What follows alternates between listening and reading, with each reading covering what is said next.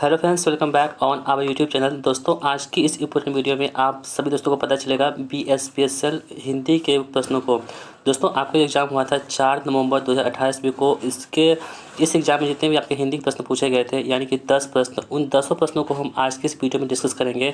दोस्तों, आपके लिए ये वीडियो बहुत इंपॉर्टेंट है, तो इस वीडियो को अंत तक देखिएगा और अपना स्कोर हमें कमेंट बॉक्स में बताइएगा कि आपने इस 10 प्रश्नों में से कितने प्रश्नों को सही कर पाए हैं। और दोस्तों, ये आप चैनल पर नए हैं तो चैनल को सब्सक्राइब जरूर कर लीजिएगा और बेल आइकन को प्रेस कर लीजिएगा, जिससे कि हमारी जितनी भी वीडियो है उसका नोटिफिकेशन आप तक जाए और आप उसे देख करके लाभ उठा सके। तो दोस्तों, विदाउट वेस्टिंग ऑफ टाइम आज की इस इंपॉर्टेंट वीडियो को शुरू करते हैं। आज का जो पहला क्वेश्चन है आपकी स्क्रीन पर देखिए दोस्तों। पहला निम्नलिखित में से सही पर्यायवाची शब्द क्या होंगे, ठीक है। इसके रिगार्डिंग आपके पास 4 ऑप्शन दे रखे हैं। पहला देखिए, पर्यायवाची शब्द कौन कौन सा हो गया, शेर, हाथी और दुख। इन तीनों का पर्यायवाची शब्द आपसे पूछा गया है दोस्तों। तो आपको बताना है कि शेर का पर्यायवाची शब्द क्या होता है, हाथी का क्या होता है और दुख का क्या होता है। तो दोस्तों, आपको बता दें, शेर का जो है ना पर्यायवाची शब्द क्या होता है, शार्दुल होता है। क्या होता है, शार्दुल। शेर का क्या होता है, शार्दुल होता है। और हाथी की बात करें तो हाथी का जो है ना पर्यायवाची शब्द कुंजर होता है। कुंजर होता है। शेर का क्या होता है, शार्दुल। और हाथी का कुंजर होता है। और दुख का जो पर्यायवाची शब्द होता है वो होता है संताप, ठीक है। तो दोस्तों, इस प्रकार आप देख सकते हैं कि ऑप्शन नंबर सी में ये आंसर दे रखा है। तो ऑप्शन नंबर सी क्या होगा, इस प्रश्न का राइट आंसर होगा। तो दोस्तों, आप देख सकते हैं कि आपके पर्यायवाची शब्द से जो आपसे प्रश्न पूछे जाते हैं एग्जाम में, तो आप इसकी तैयारी आसानी से कर सकते हैं। तो ऑप्शन नंबर सी क्या होगा, इस प्रश्न का राइट आंसर हो जाएगा। नेक्स्ट क्वेश्चन देखते हैं हम लोग। मुहावरे का सही अर्थ से मिलान कीजिए। तो दोस्तों, आपके पास 4 मुहावरे दे रखे हैं और इसके सामने आपके आंसर भी दे रखा है। तो आपको क्या करना है, उसका मिलान करना है। तो पहला देखिए, आंखें पथरा जाना। दूसरा आपके पास कांटे बिछाना। तीसरा आपके पास है उल्टी गंगा बहाना। और चौथा कौन सा हो गया, कलई खुलना। तो दोस्तों, आपको बता दें, जो आंखें पथरा जाना मतलब क्या होता है, किसी का आप इंतजार कर रहे हैं और वो अभी तक नहीं आया है, तो आंखें उसको पथरा जाना मतलब होता है। यानी कि इसका मतलब हुआ कि राह देखते रह जाना, लेकिन वो अभी तक नहीं आया है, वेट करते रह जाना। अगला है कि कांटे बिछाना। कांटे बिछाने का मतलब क्या होता है दोस्तों, तो कांटे बिछाने का मतलब होता है कि बाधा डालना। मतलब किसी भी काम को यदि कोई कर रहा है तो उसमें आप क्या करते हैं, बाधा डाल देते हैं, उसे रोकने की कोशिश करते हैं। तो उसी को बोलते हैं हम लोग कांटे बिछाना। अगला है आपके पास उल्टी गंगा बहाना। मतलब उल्टी गंगा बहाना मतलब क्या होता है कि किसी नियम के विरुद्ध कार्य करना। मतलब कोई नियम है उसके उल्टा आप कोई काम करते हैं, उसे क्या बोलते हैं, मतलब उल्टी गंगा बहाना कहते हैं। और अगला है कौन सा, कलई खुलना। इसका मतलब क्या होता है, रहस्य का पता चल जाना। यदि आपके पास कोई रहस्य छुपा के रखे हुए हैं, उसका जो पता चल जाता है उसे क्या बोलते हैं, कलई खुलना बोलते हैं। इस प्रकार ऑप्शन नंबर सी आप देख सकते हैं, यानी कि ए का बी, 2 का ए और 3 का सी और 3 का डी और 4 का सी। इस प्रकार ऑप्शन नंबर सी में दे रखा है।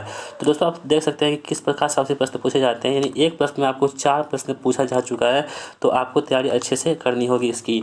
अगले क्वेश्चन देखते हैं हम लोग। अगला क्वेश्चन आपकी स्क्रीन पर क्या है कि हम और तुम और श्याम को अवश्य जाना है, इस वाक्य में कौन सा भाग गलत है। यानी कि दोस्तों, आपके एरर पूछा जा रहा है, तो आपके एरर से ही प्रश्न बनते हैं एग्जाम में। यानी कि जो वर्ड आपको एक वाक्य दिए जाते हैं, इसमें आपको कौन सा वाक्य गलत है, कहाँ पर, वो आपको चुनना है, ठीक है। तो देखिए, हम और तुम और श्याम को अवश्य जाना है। आपको दोस्तों ये प्रश्न पढ़ने से ही पता चल रहा होगा कि कहाँ पे इस प्रश्न में त्रुटि है, ठीक है। तो आपके 4 ऑप्शन इसके रिगार्डिंग दे रखे हैं। पहला आपके पास है जाना है, दूसरा है को अवश्य, तीसरा हम और तुम और श्याम, ठीक है। दोस्तों, यदि हम और तुम को हटा देंगे, ये हम और तुम में ही गलती है, ठीक है। हम और तुम और श्याम को अवश्य जाना चाहिए, ये बात गलत है, ठीक है। तो ऑप्शन में क्या होगा, सी इस प्रश्न का राइट आंसर हो जाएगा। ठीक है दोस्तों, बढ़ते हैं अगले प्रश्न की ओर। अगला प्रश्न आपकी स्क्रीन पर है कि हिमालय कौन सा संज्ञा है। दोस्तों, आपको संज्ञा से भी प्रश्न बनते हैं, तो संज्ञा देख सकते हैं दोस्तों। ये आपके पास 4 ऑप्शन दे रखा है, समूहवाचक, जातिवाचक, व्यक्तिवाचक और भाववाचक।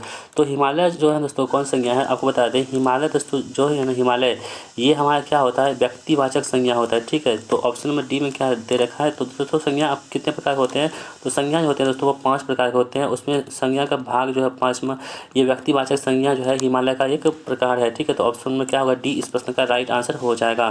नेक्स्ट क्वेश्चन देखते हैं हम लोग। हाथ कौन सा शब्द है दोस्तों, तो हाथ आपसे पूछा जा रहा है कि कौन सा शब्द है, देशज, विदेशी लागत, तत्सम और तद्भव। तो दोस्तों को बताते हैं, हाथ जो है ना ये क्या होता है, एक तद्भव शब्द होता है, ठीक है। Option number D.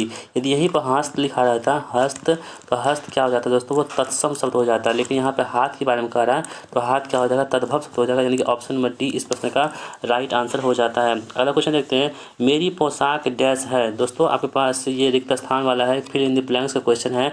तो तो देखिए मेरी पोशाक डैश है, आपके पास 4 ऑप्शन दे रखा है। पहला अच्छी, रंगीला, छोटा और अच्छा।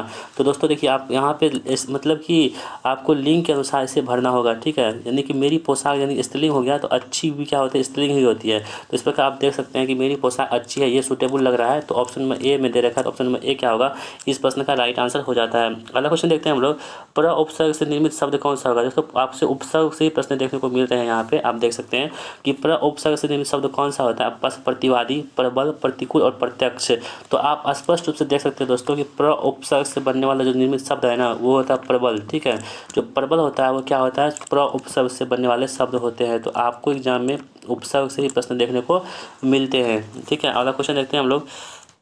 अगला क्वेश्चन आपके स्क्रीन पर आएगी, शब्दों को उनके विलोम से मिलाइए। दोस्तों देखिए किस टाइप से प्रश्न आपको पूछे जाते हैं, मतलब एक क्वेश्चन पूछा जाता है उसमें 4 आपसे पूछे जाते हैं। देखिए गणतंत्र का विलोम क्या होता है, स्वतंत्र का विलोम क्या होता है, वैतनिक का विलोम क्या होता है और दहन का विलोम क्या होता है। इन 4 ऑप्शन में से आपको राइट आंसर बताना है। तो देखिए दोस्तों गणतंत्र का विलोम जो होता है ना, वो राजतंत्र होता है, ठीक है। राजतंत्र जो होता है गणतंत्र का विलोम होता है, जबकि स्वतंत्र का विलोम क्या होता है, परतंत्र होता है। आप सभी जानते होंगे स्वतंत्र का विलोम क्या होता है, परतंत्र होता है। और वैतनिक का वेतन क्या होता है, यानी जो पैसे मिलते हैं किसी भी काम के प्रति, काम के करने के बाद, तो उसे वैतनिक बोलते हैं। और जो पैसा नहीं मिलता है उसे अवैतनिक बोलते हैं, ठीक है। जब भी किसी शब्द में अ लग जाता है तो उसका मतलब क्या होता है, नहीं होता है, यानी कि नेगेटिव वो शब्द बन जाता है। तो आप यहाँ पे देख सकते हैं कि नेगेटिव का जो मतलब वैतनिक का जो है ना, वो उल्टा क्या होगा, अवैतनिक हो जाएगा। इसके अलावा दोस्तों दहन, देखिए दहन का जो उल्टा क्या होता है, समन होता है, ठीक है। दहन मतलब जलाना होता है, समन मतलब क्या होता है, नहीं जलाना। तो ऑप्शन नंबर यहाँ पे आप देख सकते हैं, यानी कि 1 का ए हो गया, बी का 2 हो गया, 3 का सी हो गया और 4 का डी हो गया। तो आप इस प्रकार देख सकते हैं ऑप्शन नंबर किस में दे रखा है, आप यहाँ पे चूज कर सकते हैं। 1 का ए, 2 का बी, 3 का सी, 4 का डी, यानी ऑप्शन नंबर सी में इस प्रकार आंसर क्या होगा, ऑप्शन नंबर सी इस प्रकार राइट आंसर हो जाता है। दोस्तों आज की इस वीडियो का 29वां प्रश्न यानी कि 9वां प्रश्न है आपके स्क्रीन पर। कह रहा है कि निम्नलिखित शब्दों से सही पर्यायवाची शब्द होंगे। तो कौन कौन ऐसे शब्द होंगे जो पर्यायवाची शब्द होंगे, इसका देखिए ब्रह्मा, सेवक और ग्रीष्म। ये आपके पास 3 और जो वाक्य 3 शब्द दे रखे हैं, उसका जो है ना, तो ब्रह्मा, सेवक और ग्रीष्म, इनके ये 3 शब्द दे रखे हैं आपके पास। इसके सही पर्यायवाची शब्द आपको बताना है। देखिए ब्रह्मा का जो पर्यायवाची शब्द होता है ना, वो क्या होता है, चतुरानन होता है। क्या होता है, चतुरानन होता है ब्रह्मा का पर्यायवाची शब्द। इसके अलावा बात करते हैं सेवक का, तो सेवक क्या होता है, भृत्य। सेवक क्या होता है, भृत्य होता है। और ग्रीष्म क्या होता है, निदार। निदार जो दोस्तों ये ग्रीष्म का एक पर्यायवाची शब्द होता है। तो इसका आप देख सकते हैं ऑप्शन नंबर डी में दे रखा है। तो ऑप्शन नंबर डी क्या होगा, इस प्रश्न का राइट आंसर हो जाएगा। और दोस्तों आज की इस वीडियो का लास्ट प्रश्न हमारा होगा कि मस्ती में गाड़ी चला रहे सुमोन के सामने अचानक ट्रक आ जाने से वह गहरी नींद से जाग गया। वाक्य में रेखांकित अंश के लिए उचित मुहावरा क्या होगा। यानी कि रेखांकित यहाँ क्या है, गहरी नींद से जाग गया, मतलब इसका ये मुहावरा है, इसका अर्थ क्या होता है आपको बताना है। तो इसके कारण आपके पास 4 ऑप्शन दे रखे हैं। पहला गिरह बांधना, दूसरा तंद्रा भंग हो जाना, तीसरा आपके पास अंग अपना रंग दिखाना और चौथा कौन सा हो गया, साय से भागना, ठीक है। तो दोस्तों को बता दें जो ये होता है मतलब गहरी नींद से जागना मतलब होता है तंद्रा भंग हो जाना। ऑप्शन नंबर क्या होता है, ऑप्शन नंबर बी इस प्रश्न का राइट आंसर हो जाता है। तो दोस्तों इसमें आप देख सकते हैं कि आपको इस वीडियो में कुल 10 प्रश्नों को देखने को मिले थे। वो भी आपको प्रीवियस जो पूछे गए थे, आपको इसमें देखने को मिलेंगे कि पर्यायवाची शब्द से प्रश्न पूछे गए थे, मुहावरे से प्रश्न पूछे गए थे, विलोम शब्द पूछे गए थे और वाक्य शुद्धि आपसे पूछी गई थी, ठीक है। तो आपको इसकी तैयारी करनी है, ठीक है। यदि आप चाहते हैं हमारे साथ तैयारी करना, तो आप अभी तक चैनल को सब्सक्राइब नहीं किए हैं तो चैनल को सब्सक्राइब जरूर कर लीजिएगा और अपने दोस्तों में इस वीडियो को शेयर कीजिएगा और लाइक कीजिएगा। और दोस्तों मिलते हैं नेक्स्ट वीडियो में, तब तक के लिए जय हिंद, वंदे मातरम।